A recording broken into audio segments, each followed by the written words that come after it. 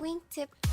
Good afternoon. It is May 15th, 2019. You're listening to a little column A, a little column B, hosted by William Nost and co-hosted by Zach Bishop. How you doing today, buddy? What is going on, Will? I got one of the best phrases for content in the media biz. We are in the media biz, and it is a Florida man. Florida man last Sunday caught playing basketball naked. Sunday night, 7:30. Not super late. That's kind of odd. Cops come up to him. Hey, buddy, why are you playing with no clothes on? And he said, quote, working on his basketball skills. And, quote, feels playing naked enhances his skill level. Do you think less clothes, as someone that's had to play basketball a couple of times now with short shorts, does that enhance your basketball skills? It does not make you any better. It may make other people's defense a lot worse, especially with the lack of all attire. I mean, already wearing something obscure is a distraction. It was distracting for me. It had to have been distracting for everyone else. And I'm not saying that in a good way or a bad way. It was just flat out distraction. Just a flat out distraction. I don't see any actual benefit to any of this. I don't think you're faster. I don't think any attire these days is slowing you down. I'm sure different sneaker choices would help, but I don't see any.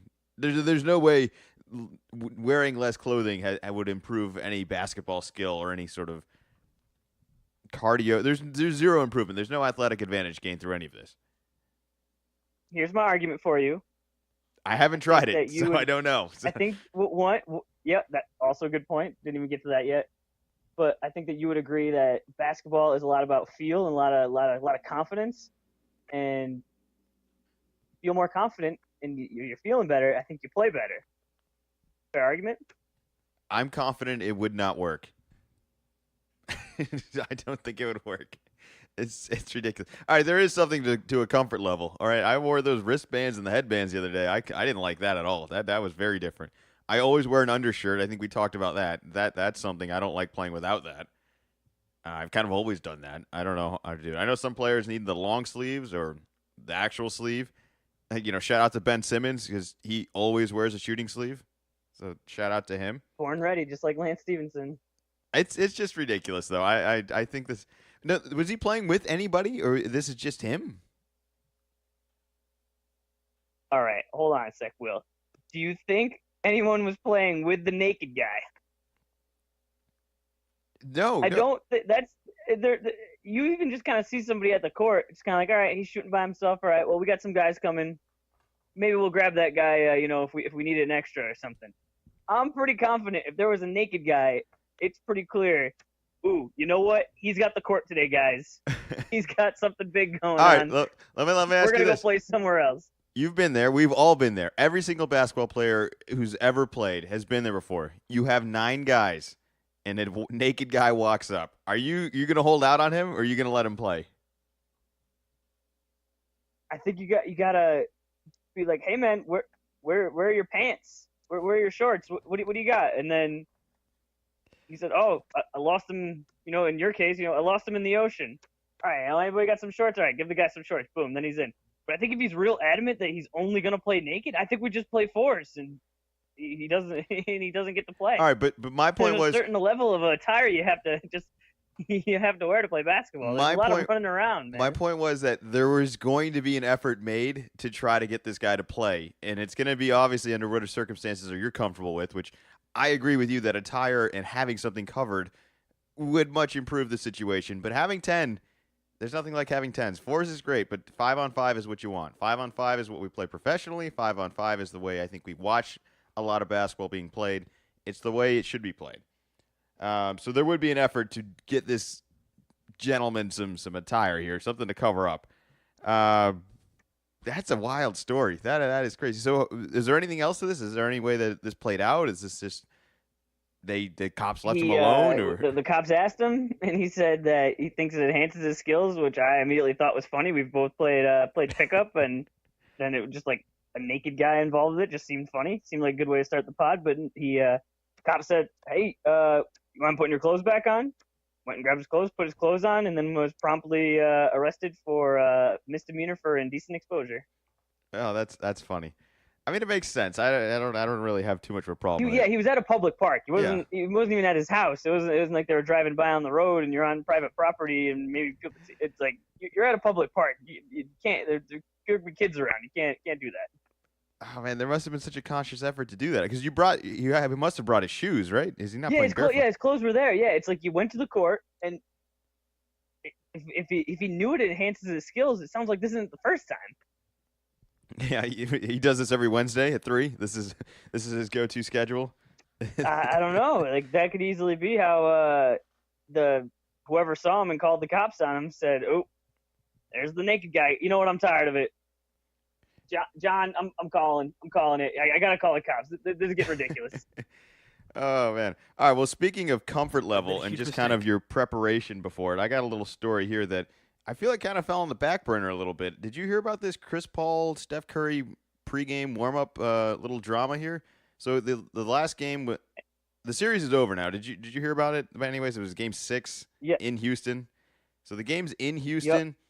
Curry is on the road team. They are visiting. This is not their home arena, but he normally books a shoot around like a certain hour or whatever before the actual game. And I guess Chris Paul caught wind that this was going to be happening at a certain time, so he booked his shoot around at the exact same time. And I guess home guys generally trump whatever the away guys need, and Curry wasn't able to get his shoot around. Curry ends up having 0 points in the first half.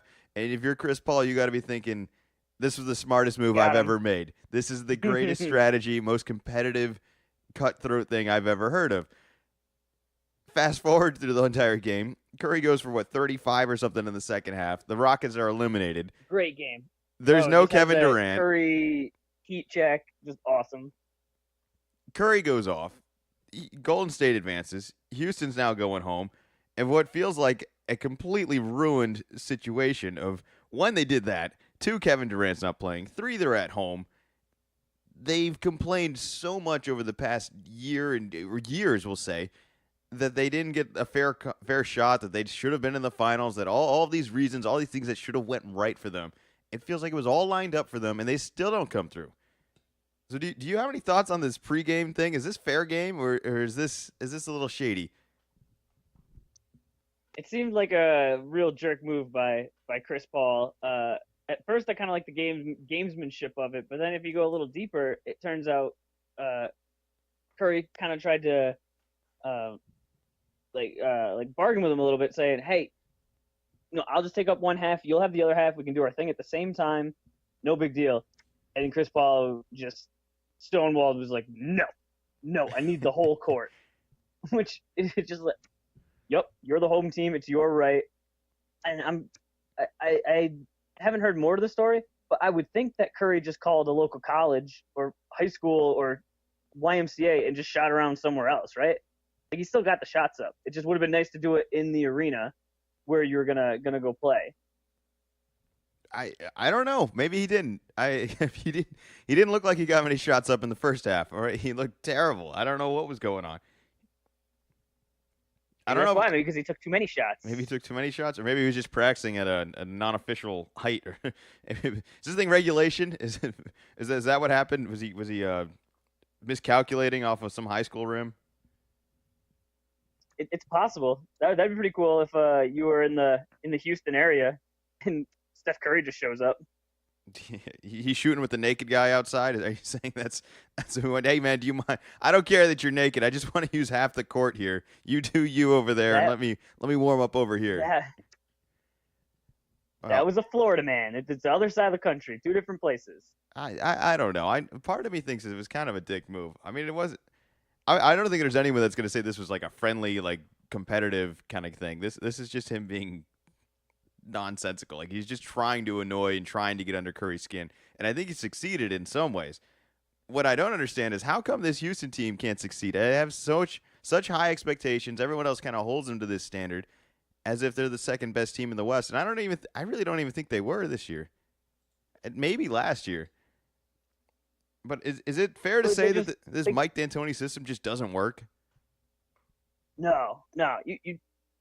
They're a successful team. Had a little bit of more ups and downs this year than they did last year, but you take the Warriors to 7 games and you take them to 6 games. That's an accomplishment right there. The Warriors are really really good. Like I think we kind of forget about it a little bit. That it's like something we're gonna look back in 10 years and be like, oh, that's right. Like they had all of these guys at the same time in their prime. Where you look back at other teams and like, oh, they had that guy on the team. It's like, oh yeah, well, yeah, Kevin Garnett was on the Nets, but he wasn't Kevin Garnett in all capital letters. Uh, so I think it's just you're just running into the buzzsaw that is a great team, similar to Toronto, uh, for a stretch there that they just kept running into LeBron. And doesn't mean that they're a bad team. Doesn't mean the system was bad. Doesn't mean that there was bad chemistry. It's just sometimes you're just unfortunately in a system where there's a great player or a great team, and you got to play them. They're in your conference. You got to play them every year, and they're the ones that just knock you down at the end of your season to end it. All right, Knock you out. if we just hypothetically remove Golden State from the past couple of years right now, are you saying Houston probably comes away with the championship either last year or this year? Yeah. I think they beat the Cavs. Yeah, you think so? I don't know. See, I still don't know if that would have been a great matchup for them either. I don't really want to give them the credit right now. I don't think they're that good of a team. Like I look at like the Sacramento team that kept losing to the Lakers, and I think that is an obvious. If the Lakers aren't there, or if Robert Ory or a whole bunch of things go a different way and Sacramento makes it there, I feel very confident saying like that team would have won. They had like a whole lot of championship elements to them. This Houston team, I don't know. They're hot and they're cold. It just seems very unlike a championship team to me. You can't have moments like that. James Harden doesn't really shoot the ball at the end, which is baffling to me. We got Eric Gordon driving and like airballing 2 layups back to back. It's a complete disaster at the end. Mike D'Antoni, you can't just constantly run this 9-second shot clock offense at the end of the game. It was like everyone else had a green light and they'd had it the whole game, but there was no strategy. There was no effective coaching. There was no adjustments made. They had every opportunity to win that game 6. It just frustrates the hell out of me that they ruined it. And it just makes me think that they weren't that good. I just think that any team that goes up against the Warriors is going to look not that good. Yeah, that might be true. They are that good. Like right now, but was it not a perfect storm? Oh man, was it not a perfect storm for them? The perfect storm is having some like the top players in the league all on one team. Oh, I think no KD. That's the perfect storm part of this. No KD, Curry and Clay haven't been shooting great. No DeMarcus Cousins. If this is the least amount of depth, Iguodala is a year older. It felt all these things added up to something, and it was still that much better than this Houston team. Part of me just thinks this Houston team wasn't that good because I don't think Golden State was that good this year. I think everything I just said dropped them down a couple of levels. They still have super all-stars and superstars on their team that, despite what happens in the regular season, they've just been successful for so long that sometimes that just kind of, we can only be so successful in the regular season. Like they've already set the record for wins in a season, Steve. You're not really going to surpass that. So what's the best case of just, handful of games, you just kind of mail it in. And then in the playoffs, when stuff gets serious, they take it to guys. They take it to them, and the talent wins out. All right. Well, while we're on the topic of teams not being very good, yesterday was probably one of the most exciting days of the NBA in the past, I don't know, 10 years? When was LeBron drafted? 03? Yesterday was a big day. The lottery came out yesterday. The odds were all over the place. There were some new adjustments. 3 teams had, 12% or something? 14%. 14% at the one number 1 pick, which will allegedly be, we could comfortably say it's going to be Zion, right? I read somewhere today, though, that says he hasn't signed a sneaker deal and he hasn't signed an agent yet. So technically he has every right now to go back to Duke. He hasn't done anything that won't let him reverse the train here. He can turn it around if he wants to. All right. Well, just hold on there. I just got super lightheaded. I'm gonna, ooh, oh, more Zion, another year. Oh, you just put a thought into my brain I didn't think was possible. It's still a But possibility. He has 10 days, and he's up to 10 days before the draft before he really has to make a decision. I imagine he'll make a decision by the end of the week. Like that'll kind of all be he figured out.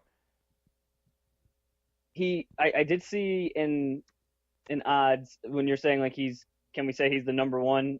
It was some sort of crazy minus 9,999 to one odds that he was going to be the number one, or like minus like it was like you had to risk $100,000 to win $100. So Oh man. the betting markets are he is very much locked into the number one pick. Well, there is so much to unpack in the story. We could do an entire podcast of just this, and I'm going to do my best to try to highlight the things that I think were important. And please feel free to add in if you think we missed something. But for one, he's going to a team that felt like they were starting over, that was more or less exactly in the running for this. They were trying to get a higher draft pick, and they were also trying to move Anthony Davis earlier this year. That didn't work out. And now it looks like they got the draft pick, and they got Anthony Davis for at least another year. And we've talked on the podcast before. I don't think that team was that bad. I think Drew Holiday is a very good player. They beat Portland last year. What do you? I don't know. It's kind of unfair to ask what you think New Orleans' plans are, but what do you think Anthony Davis's plans are now? Is he reconsidering staying in OKC in New Orleans, or is he still got his eye on somewhere else? I don't think this changes anything for him. He threw away almost an entire year of his prime because something wasn't right. And I don't think, as much fun as a player like Zion is for the fans like us, that's going to be your coworker. And it's like the two different paths of if Zion's awesome, now you have to share the spotlight with this rookie. And even if Zion is awesome, but as a rookie is at some level going to struggle because that's just the way it works going into the NBA. You're not just super successful right away, regardless of who you are. Like that's a coworker that you're gonna have to carry along. So I don't think that this affects Anthony Davis at all. And then the last game of the year, another DNP, he wore that goofy shirt. That's all, folks.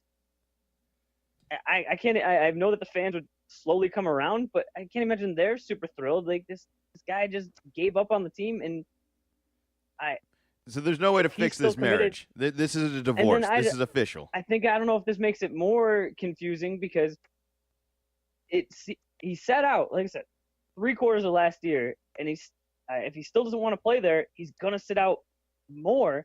Now you're looking at a year to a year and a half of your prime that you're just throwing away because you don't want to play in New Orleans that badly.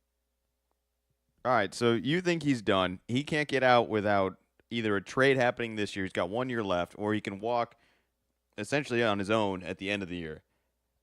There's no way they trade him this offseason, I imagine. They have to try this out, right? There's no best case for Anthony Davis to get moved. He doesn't get moved till February, is my guess. I think this is a good duo. I think this makes a lot of sense. I think Anthony Davis being able to stretch the floor and Zion being able to kind of do everything a little bit more around the paint. I think this is a really good duo that they just lucked into. I mean, look at all the other possibilities for Zion here. This was by far the best one. Was it not? I thought this was easily the best scenario for him. Playing with LeBron wouldn't have been great. He can't shoot. We talked about it for a little bit. I didn't even bring up New Orleans because they had a 6% chance. They were so far down the list. It was I'm not going to entertain every single one, but I was looking at it, man, really don't want him to go to Cleveland, really don't want him to go to New York, really don't want him to go to Phoenix. It's like, guys, go sell one of those places. And so the New Orleans was like the one's like, I don't mind him going to New Orleans. Yeah, so that's one of the wild scenarios that we're gonna have to keep up with as we go forward to this NBA free agency. A whole lot's coming up, but the big losers. Oh, do you want to hear what my idea is? Oh, absolutely. So here's my idea. Trade Anthony Davis to the Knicks to get the number 3 pick. Then you draft Zion and R.J. Barrett, and now it's the New Orleans Blue Devils. That was That's my idea. that's an official name change. It just happened here. Yeah, and then we got Trey Jones in. He's gonna stay at Duke proper. It's kind of like the G League, and then New Orleans will draft him next year. Wow. So All right. that's Already big plans. Big plans here. Yep. Yeah, I I talked to Griffin yesterday, late last night, and give him a whole strategy. I saw a good joke that everyone thought it was the owner, it was Gilbert, and it's like, no, it was Griffin. He's the lucky charm. He's how you get the number 1 pick. I don't think that's the worst scenario. Part of me just thinks Zion is going to be ready. I think sooner than RJ, and maybe that's unfair to say. We don't really know. Yo, you maybe, gotta go to summer league. Yeah, no, I want to go. I want to go. I think that's going to be a priority this year, especially with these names. That here. is gonna be an absolute zoo. I mean, any Zion being there, any chance to see Zion is going to be fun. I like the RJ idea. I think it makes a lot of sense. Is that enough? Well, I mean, what kind of value was Anthony Davis bringing in last year? Would you rather that Laker offer or this RJ offer? I was just joking about that. There obviously have to be more, but there is some talk of Yeah, there is talk of it though. They could throw it in be- Knox. could it- They could it throw be in the 3 and Knox, and it's just that what's tricky too is Anthony Davis has said, I want out. So Pelicans just don't have much leverage, because it's like, oh, well, what are you gonna do if you don't trade him to us for this? You just have to have him sitting on your bench, just stinking things up. Like, okay, cool. Well, come see us in a couple of months as we get farther down the road, as that situation just gets more and more toxic. I think the Lakers were one of the big winners from last night, that they jumped up pretty high. 4 isn't, the top 2 where they really wanted to be, but it at least gives them a little more of a chip, I guess, to try to make a run at Anthony Davis again. I think the Brandon Ingram with the blood clots is still kind of he was going to be one of the main parts of that deal, as well as kind of the ownership being like, we're not dealing with the Lakers, but I think that can always get all right. Chances brought up. Chances that number 4 pick plays on the Lakers next year. I give it 0% chance that number 4 draft pick plays for the Lakers next year. That's getting moved immediately. I would agree. LeBron doesn't want to. LeBron doesn't want to babysit. They don't even make the draft for that player. Like, this pick is already moved by next month. Like, this is gonna happen soon. I don't know what they're gonna do with it, but I know he doesn't want to play with a rookie. He's only got so many years left. The whole problem with the team right now is the young and old thing. Adding another young guy is just gonna it doesn't help that chemistry. All right, we saw it last year. This is just gonna stir the pot even more. It's not. It need to calm down in LA. Need to get some vets on there. Bring back the banana boat crew. Trade this pick. Get whatever you can get for it. But I agree. Them moving up to the number 4, it's a lot more value than they would have got at 5 or 6. And I know that's just a couple picks out, but at 4, I think you're still pretty happy with what you got there. Are the big losers of the night the New York Knicks? Knicks are still at 3. So it could have gone. It could have gone worse. I think I saw the numbers, and the chance of them landing at 4 or 5 was like 60%. So they had less than a coin flip to be 1, 2, or 3. I think it was definitely nerve-wracking when they got the final 4 teams, and it was 3 kind of teams that had jumped up, and so that could have been worse. Cleveland and Phoenix had the same odds as them, and they were below them. Everyone knew that, and at the time, people already knew that. But they once the news came out earlier in the day that it was like, oh, if the Knicks get Zion, they're gonna look to trade him for Anthony Davis. But you have a 14% chance of this happening. It's not that great of a chance, and you're already making plans on what you're gonna do. It just that was just you. It just seemed like one of those karma things. Like, you just don't talk about the next game. Yeah. Or you don't talk about the game after the next game. Like, you just focus on the next game. You don't want to overlook it's like you don't want to overlook this step of you have to win the lottery first. On to Cincinnati. Yeah. On to Cincinnati, right? That's shout out to the Patriot fans. I understand the reference there. It's Hmm. I don't know. The Knicks are in such a weird spot right now. I don't even know if they've drafted well. I feel like the one draft pick they definitely got right for sure that everybody could agree on. They traded last year. They got rid of Porzingis, and he might have left anyways or demanded a trade at some point. But you only get so many good draft picks. I think it's very underrated of how hard this is, and it is a true gamble. You don't know what's going to happen. So when you get something right and you actually get somebody worth keeping, it's amazing to me of how much these guys just give up and abandon ship so fast.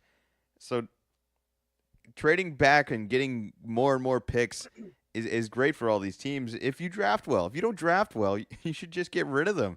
If you're not a good, if, there's so many organizations in the NBA right now, and across this board of sports, of organizations that are just terrible at drafting. They should just stop drafting. If you're not good at it, get out of there. Get something else back for it. Stop gambling and rolling the dice every single time on all this. I mean, in a lot of ways, it is just that. But I think the Knicks are a team that they need to stop drafting. They need to just sign some Well, old they vets. haven't had for so long. They traded away their draft picks. This is the first time, a stretch that they've actually had their picks rather than trading them for, Andrea Bargnani and just being like, yeah, we'll figure this out later. I'm like, no, we got to win now. All right. Well, So I think Bargnani's not they exactly. just got to stop drafting. It's like they're new to this. They're still getting used to it, and they did. They got Porzingis, and it just All right, they nixed it. But All right. Bargnani is a bad example of my recommendation of trading for one. All right, it was a bad contract they traded for. They completely bailed out no, another organization with by taking that over. Just that's a terrible example for what I wanted. Don't do that. Draft the pick.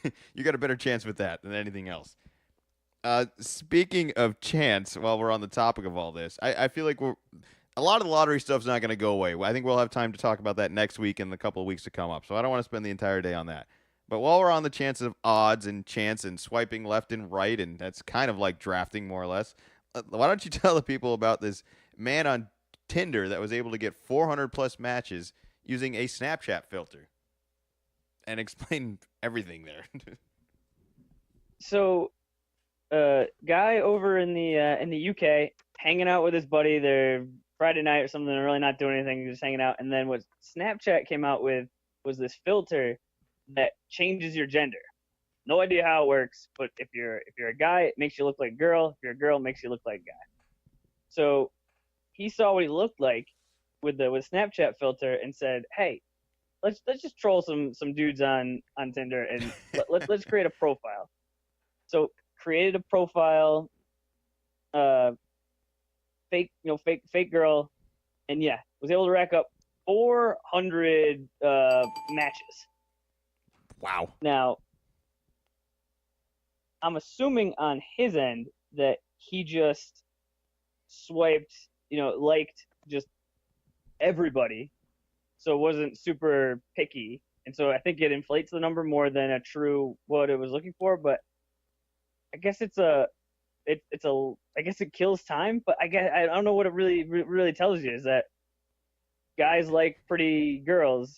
If it's a picture of a pretty girl, like regardless of what it actually is, and if you see the picture, it looks like a cute girl.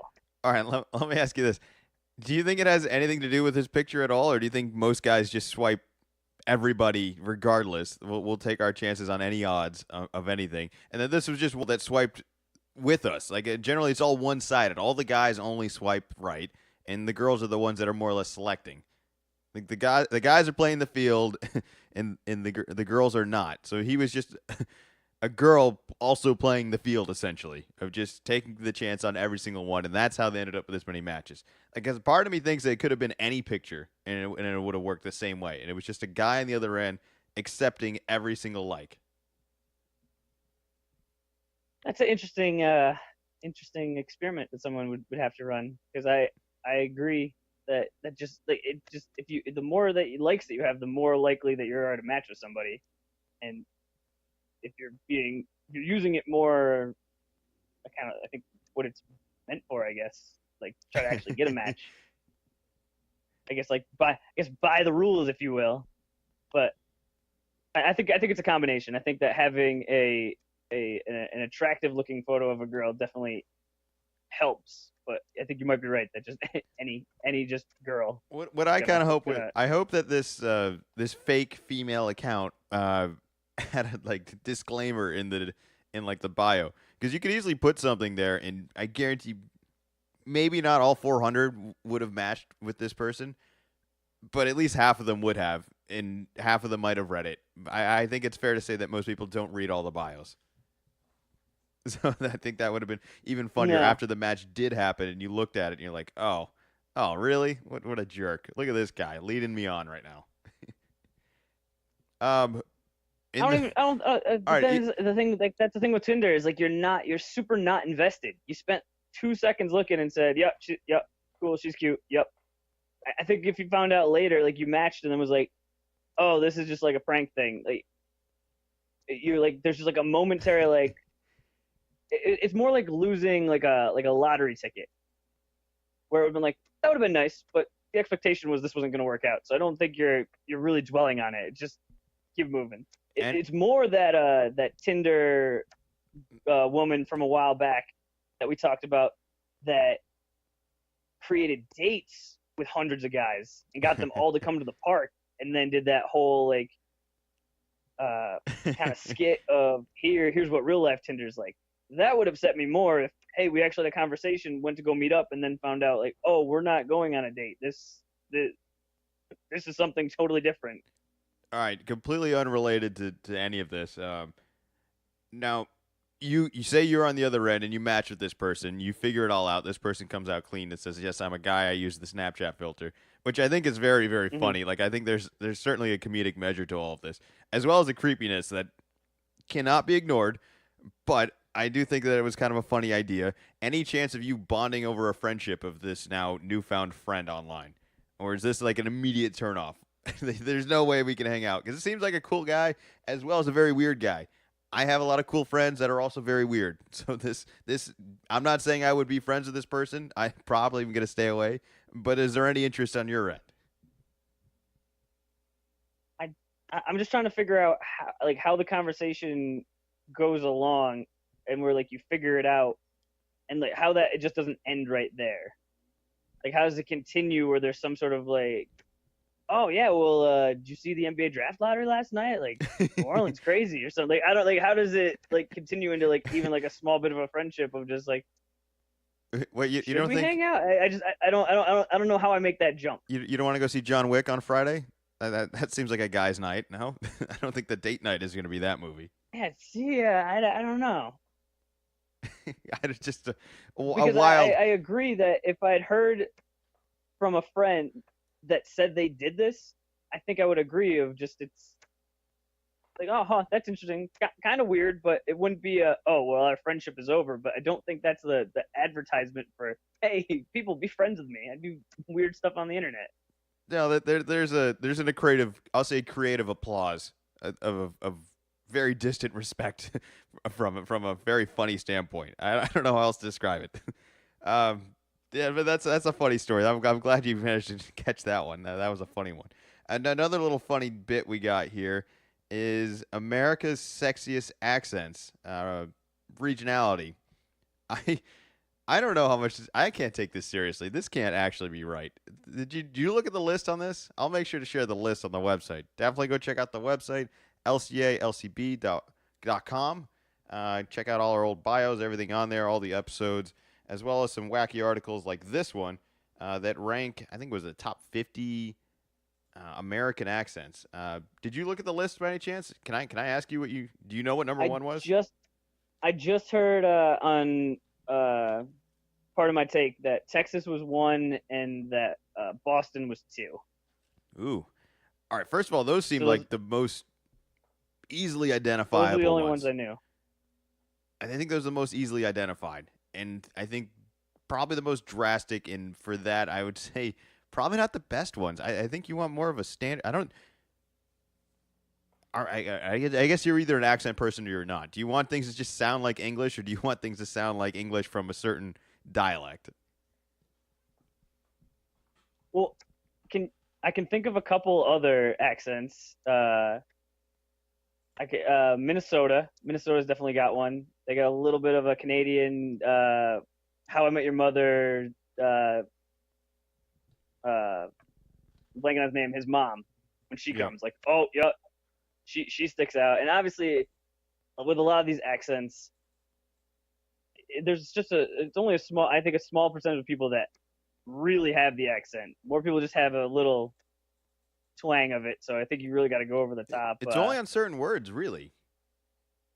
Yeah, and it kind of comes out. I guess like New York, Long Island are kind of close. All right, But Minnesota was I 48th, think by the way.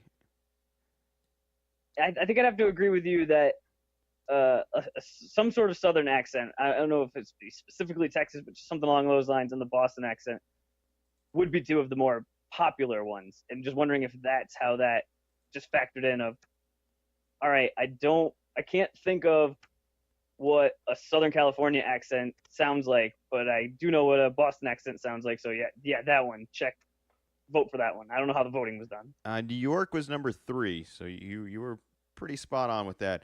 It just seems like a very strange thing to one calculate, and I don't think it really even calculates right. Like you said, Yeah, like, do you think you really know? because Like, did you know what Baltimore accent was without the wire? I feel like no, I know, like I still couldn't exactly tell you the difference between all of it, but there is a well, and difference if you point it out. But I yeah, didn't hear it. I don't think that's identifiable. well, and a lot of them, you got Baltimore, you got Philly, you got Boston, you got New York. I don't know how those translate to sexy because I feel like a lot of times those are aggressive. Those are aggressive accents, and it's kind of part of the Boston accent is not just so much It, the way you say words. It's like what words you emphasize. there's definitely a Just distraction with both like of those aggressively. accents. With both Southern and Boston, there's a distraction to it. You're not just listening to the words anymore. You were listening to almost the performance of them. Hmm. But So it's weird. funny. It's funny. All right, New Orleans is There's a weird thing 25th. to I think quantify. that's a like a recognizable one. I think New Orleans has kind of a specific tone to it. But the rest of these, Yeah, just I don't know. all of Maybe Louisiana, the Bayou.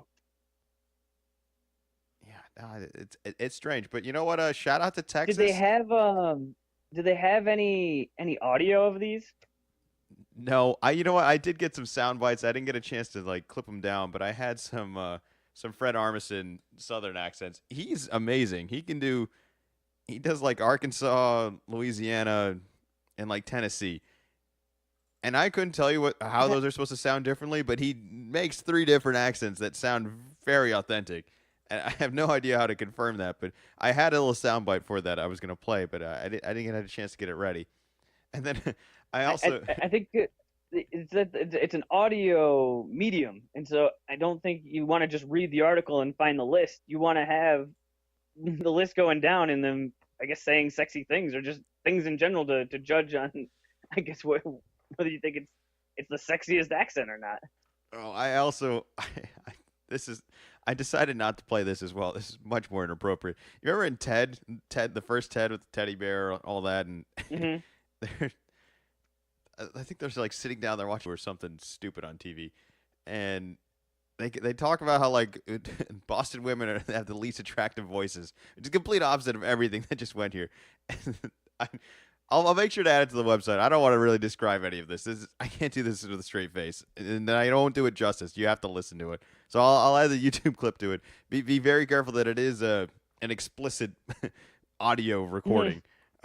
But it's very funny, and I think that kind of explains my thoughts on the Boston accent. I would not describe it as the sexiest. I think it's the easiest to recognize, and I'm not even against it, but I don't think it's sexy. I think that's a. I don't think Texas really is either. Just speak normal. I don't need anything special.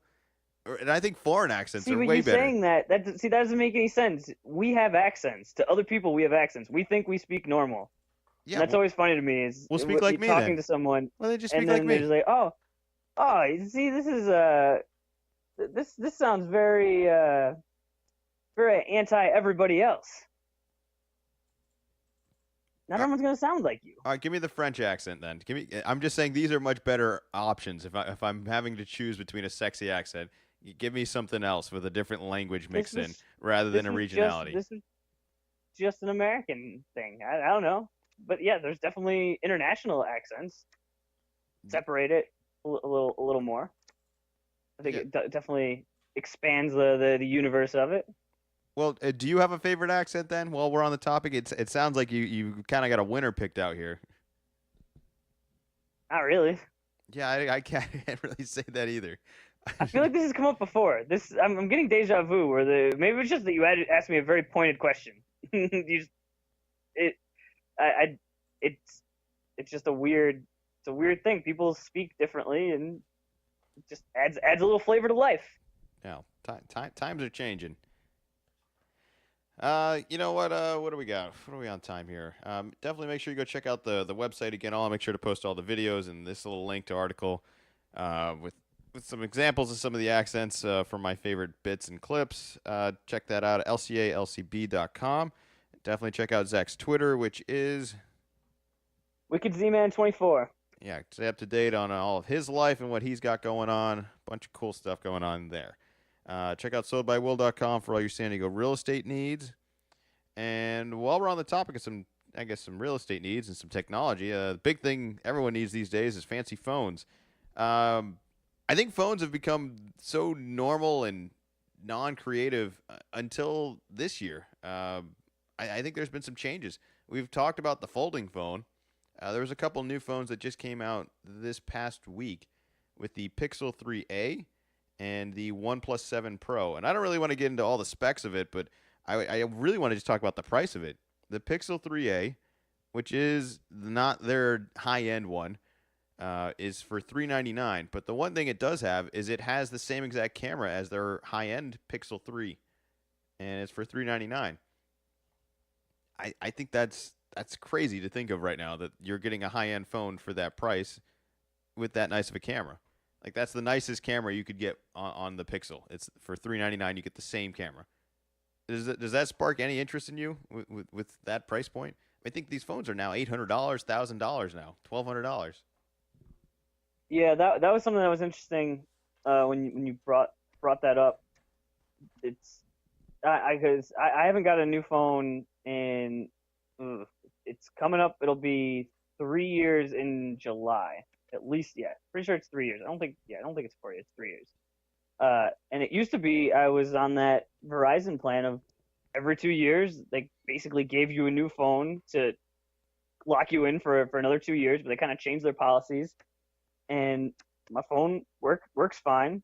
And I feel like also in the past you would get new features, like there'd be big jumps. Like this camera is way better than the camera you had 2 years ago. Where now we've got to the point my phone takes awesome pictures. I'm sure that the newer phones take a little bit better pictures, and there's some other features. But for $1,000, you're not looking at the $200-300. It's four, 5 times as much. Like you were saying, it hasn't really. I haven't really felt the urge to go out and buy something new. I've even thought of. I have the Samsung S7 right now, of just getting the S8. Like, yep, I have the S8. it's a 2-year-old. It's a 2-year-old phone now, but I won't have to pay $1,000 for it. It's a cheaper price point, and it gets the job done. It's more of the battery life, just like getting a new phone with new battery that lasts longer. You're not so concerned about that. But I went out and bought a portable charger to take care of that, rather than go out and buy a four-digit phone. Well, I So I'm think definitely interested in a cheaper option for phones. That it's like I'm not really doing that much on my phone. I, Occasionally taking pictures, looking at the basic apps, Facebook, Twitter, Snapchat, those type of things. So I definitely don't need anything really fancy. I think that's the exciting thing about something coming out in this price range is that you're still getting a phone you'd be very happy with. This will still feel like an upgrade to you, especially of what you have right now. If you go online and you look up the Pixel 3, you're going to find review after review of how good this camera is. Like this is arguably the best camera you could get of just generic phones out there. There may be a couple like specific unique ones and oddball ones out there that wouldn't be, I'll say, less commercial. But the Pixel 3 is easily, I think, one of the best cameras out there, and the fact that you can now get a phone with that best camera for $399, if that's something that's important to you and you need minimal, phone usage, like you said, everything it does everything you just said, plus this really really awesome camera for $399. I think that's awesome. I bring up the OnePlus 7. OnePlus is kind of this up and coming phone. They're just a phone company. I don't think they do anything else other than this. But they've always been like kind of this discount phone, where they take all these innovative ideas from other phones and they kind of patch them together. And sometimes it doesn't check all the boxes, but they've gotten really good at it. And the cool thing about this latest OnePlus 7 Pro, this has the nicest display of any phone out right now. It's got like some 90 hertz display on it. We don't need to get into all the numbers of it, but it's for $699 right now, and it has the 660, yeah, 669, and it has the nicest phone display of anything out right now. There's not another display that's going to look as nice as this. And is it kind of a good thing that we're getting maybe these little niche phones that are very specialized in certain things? Like, I think it makes a lot of sense to have a cheaper phone that's really good at this one thing, because maybe that you're somebody who only needs the one thing and you don't need the $1,000, the $1,200 Note, the $2,000 Galaxy Fold phone. I think I that's thought kind that of this was something that I think it was Droid, but I'm not positive that they were trying to do, where it was the phone. It wasn't phone in parts. It was more like adapters.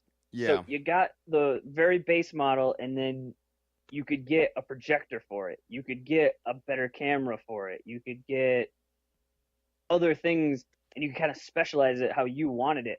But I don't think I don't think I've really heard about that recently. So I'm assuming it didn't really work out, or It doesn't. they're trying to figure it out. But maybe they're just, I just don't, with phones. It seems like it's kind of along the lines a little bit of your car. Everybody sees your car, sees what you're driving. Everyone has their phone on them all the time, so everybody sees your phone, and so kind of a status symbol, and not so much what do I want. It's what does everybody else have? Am I keeping up with everybody? And when I get a new phone, can I tell people about? Oh yeah, this has got the best display on the market. Can you tell between the second best? Well, no, but this one has the best. By I'm telling you, scientists tell me. you would be able to tell the difference on this one. It just has a better response time with everything. Which if you're a phone gamer or if you watch a whole lot of videos on there, there are certainly an advantage in a big difference in this display than every other display out there. I think anybody, even somebody non-technology, would recognize a picture difference on this display. But we don't need to get into the details of it all. I'm probably not going to purchase either of these phones, but just thought everyone should know. There's a lot of other phones out there other than just these high-end ones that you keep watching all these commercials and the iPhones and the Galaxies and even the regular old Pixel ones. They're very very expensive, and you do have some additional options out there for some other places. Let's see. Speaking of having additional options and I guess business purchases, Disney has taken full control of Hulu, and we've talked about this before, but the announcement came out, and from my understanding, is Hulu getting shut down? Is that happening? We've talked about No, this that was before. one of the things that came out, and we've talked about this before. Of Disney owned part of Hulu, and they make the Fox deal, so they grab a bunch more content, and then they say, "Hey, we're coming out with Disney Plus," and the rest of you all are in trouble. And so just we're wondering, are they going to sell off Hulu? Are they going to buy Hulu and shut it down? Well, it came out recently. What the plan is that Disney Plus will be more of their core content, kind of the stuff that we've talked about in the past of your Toy Stories, your Lion Kings, more kid stuff. And Hulu, they're looking to be more of the adult content stuff. I think that's where they might be putting the Marvel properties. So might be two different services and probably some overlap, but looking like more the Hulu will be more for adults, and that Disney Plus is going to be more marketed for children. Is what's come out at this point. Still a lot of moving parts, still not absolutely locked down, but those are the hints and rumors that are out right now. So they're basically going to force us to get both. is what they're after. Rather than combining these together and collecting whatever $12, $10 a month it would be, they're gonna try and get what the 8 it is for Hulu, and what's it gonna be, like $7 for Disney Plus or something like that. Probably. Probably something like that. Ah, goddamn Mo- Disney. Think they have too yep. much control. I, I actually kind of liked your idea that you texted me the other day of putting together an app that tells you what movies and shows are available on what streaming services. And I know Roku does something kind of like that, but I couldn't figure it out the other day. I just got the Roku stick last week, so I've only been using it for a week. Hey, guess what? 1 week in, I get a memo on the little top right on my screen. Guess what's overheating? My brand new Roku. Ugh. What are you just doing? Watching, just doing the normal thing? Normal thing. It was just watching Veep. It wasn't watching. Hadn't been on for a while. Hadn't left it on all day. I do have it plugged into the outlet. I don't know if it's smarter to have it plugged into the TV. It says in the instructions not to, but part of me thinks that it's plugged in the outlet. It's really on the entire time because it's plugged in. Versus if it's plugged into the TV, if the TV's off, I think it's off. Maybe that's not right. I don't know, but I think that's the only change I think I could make. But not an exciting Hmm. thing of a product that I have talked very highly of on the show here, and it's worked great. It's awesome. I like that I get the Amazon Prime on there, the Netflix, HBO. It's got a couple of its own apps as well that you can't find. It works well with the YouTube. Um, I've always kind of been a fan of controlling everything by the phone, but there is something nice about just having a remote right there, and Mm-hmm. the remote like immediately synced up with the power button and the sound. So like I didn't need to program it or type in anything else. It did all that for me. I don't know how it did that. It was kind of Well, crazy. I that's plugged it always in. nice. I plugged it in and it connected to the stick, and then the stick was able to like take over the TV somehow. Uh, but yeah, it's a good little change. We'll keep an eye on that. I'll keep everyone up to date on whether or not this thing overheats and if it's damaging my TV or just stops working altogether. It sets your TV on fire. Yeah, let's not do that. I enjoy TV. I don't want to be scared of TV. Let's see. We got about a couple minutes left here. Did you want to talk about Beeline here leaving Michigan, or Yeah, you got something? I was very shocked about that Monday morning. I thought that came out of nowhere. It was similar to the Brad Stevens hiring of college guy. Has had a bunch of success in college. He's been at Michigan for 12 years. Uh, like I feel like everybody kind of knows him. You know, had a decent run this year. And then just Monday morning, like there was no warning. It wasn't like a couple weeks ago he kind of heard some things. Last year there was some rumors about him for the Pistons job. It was just boom Monday morning, just takeover. I was surprised. I thought he was he's I believe he's 66, and just assumed that he was gonna finish out his days at Michigan and just can continue there. So is he in it for the contract or for the money? I mean, Cleveland's not exactly the Well, most attractive job versus Michigan. Michigan's that's a college basketball team. That's a big school. That's a lot to be said there. He's been there for some a while. There's certainly a comfort level as well as a legacy. And going to Cleveland right now seems like a really, really drastic change for somebody to make at that age. Yeah, that's definitely true. I think some of it might be it. Yeah, he is 66, and he's pretty much coached at every level. High school, D3 up through D1, and you get to a certain point, it's like if I want to try the NBA, I got to try now, or just gonna be too old. So I think it was an opportunity and something that he just had to take. I think Michigan is a good job. It's a good basketball job, but you just Michigan's a football school. You're just never going to be bigger than the football program, and maybe that was starting to wear on him. I don't know if all this FBI stuff, if either he was tired of having to compete with some of these nefarious characters, or maybe he possibly was one of the nefarious characters. Nothing about that's come out. I'm just saying, there's a lot of stuff going on in college basketball right now. A lot of stuff that we know, and probably iceberg's worth of stuff that we don't know. So just Uh, any expectations for him? It's gonna be tough, especially with the lottery of getting the fifth pick. Like you got some guys really don't know what their plan is for Kevin Love. He did get a 5-year deal, so I think he's gonna get a little bit of time.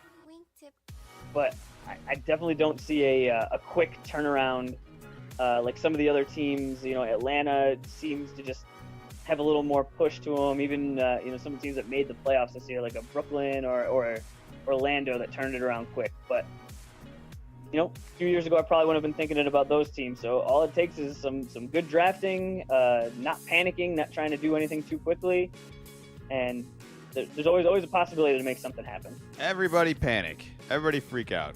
Cleveland make a big deal. I don't know. I suppose it's not a bad hire. I mean, there's certainly worse coaches you could have hired. I just he hasn't coached the NBA before. I think it's a different animal. But it's very much a college roster at this point. Like it's a rebuilding mode. Outside like a Love, he's basically coaching the same kids he was over there.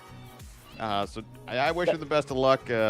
Hopefully he's not running from some drama like you mentioned in Michigan there. But a good hire nonetheless.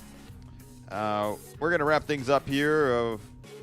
Make sure you check out the website lcalcb.com. Little of Column A, Little of Column B, hosted by William and co-hosted by Zach Bishop. Yeah, I'm a little worn out today. I'm not going to lie to you. This is kind of counting down the end of this podcast right now. It's a sick game. All right, gotcha. It's a sick game. Anything else to add for the people out there? I was going to play basketball last night, and there were some young guys on the court, and so had to do the unfortunate thing of, well, we got the court reserved, we're paying money for it, so we already gave you guys a little extra time. Like, all right, yeah, you guys got to go. And they said, hey, can we play last point? It's like, oh yeah, absolutely, play last point. Don't tie. Like, have somebody win. And smaller guy had a little step back, hit it over the bigger guy. I cheered a bunch, and then I went right into corn dogs, Jackie. Corn dogs for all these people, and got a bunch of laughs in the gym. So luckily that was fresh in my mind from last week. Oh, go check out the website. Go see some Jackie Moon dress up stuff. Oh God, it's so embarrassing. It's awful. We'll be back Wednesdays at 3.